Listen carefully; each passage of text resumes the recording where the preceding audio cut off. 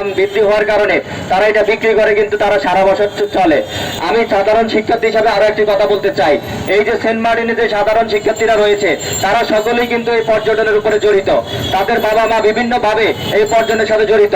তারা 4 মাস মাত্র ব্যবসা বাণিজ্য করে তাদের সারা বছর যে পড়ালেখার খরচ, চিকিৎসার খরচ, তাদের সব খরচ কিন্তু মিটায়। সুতরাং আমি আবার বলতে চাই যে ওনারা যে এই ধরনের আমাদের উপরে একটা রোলার চাপিয়ে দিচ্ছে, এই থেকে তারা যাতে বিরত থাকে। আপনাদেরকে আরেকটি কথা বলতে চাই, আপনারা যখন হাইওয়ে রোডে যদি একটা গাড়ি 100 থেকে 120 স্পিডে চলায়, সেই অবস্থায় যখন গাড়িটা ব্রেক করা হয়, জোরে ব্রেক করা হয়, তাহলে দেখা যায় কি অ্যাক্সিডেন্ট ঘটবে। এখন আমরা আজকে 10 বছর যাবত কিন্তু এই তো আমাদের পুদিয়ার সাথে কিন্তু পর্যটনের সাথে জড়িত। তারা আমাদের কোনো ব্যবস্থা না নিয়ে, আমাদেরকে কোনো পথ না দেখিয়ে তারা কিন্তু আজকে পর্যটন বন্ধ করে দিয়ে তারা আমাদেরকে একেবারে নিরুপায় করে দিচ্ছে, আমাদের শিক্ষা ব্যবস্থাকে বন্ধ করে দিচ্ছে, আমাদের চিকিৎসা ব্যবস্থাকে বন্ধ করে দিচ্ছে। সুতরাং আমি তাকে অনুরোধ করতে চাই, এই সরকারের কাছে অনুরোধ করতে চাই, এই বৈষম্য বিরোধী ছাত্র আন্দোলন আমরাই আপনাদেরকে রক্ত দিয়ে কিন্তু আমরা স্বাধীন করে কিন্তু আজকে আমরা এই বাংলাদেশে আপনাদেরকে এই সরকারে বসিয়েছি।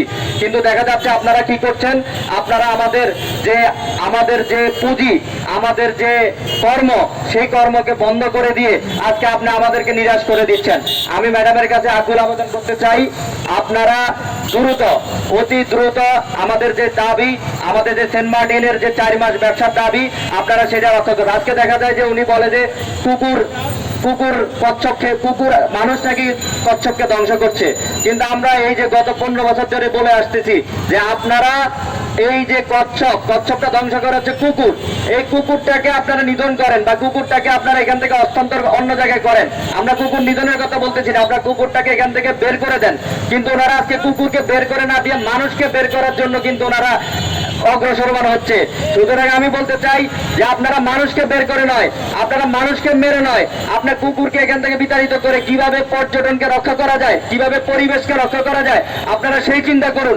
আজকে আমি দেখতে পাই যে আপনারা ঢাকাকে নিয়ে চিন্তা করেন না, আপনারা আজকে বিভিন্ন জায়গায় ঢাকাকে নিয়ে চিন্তা না করে, বিভিন্ন অন্যান্য আমাদের যে বিভাগগুলো আছে সেগুলো নিয়ে চিন্তা না করে আপনারা সবসময় শুধু সেন্ট মার্টিন নিয়ে পড়ে থাকেন।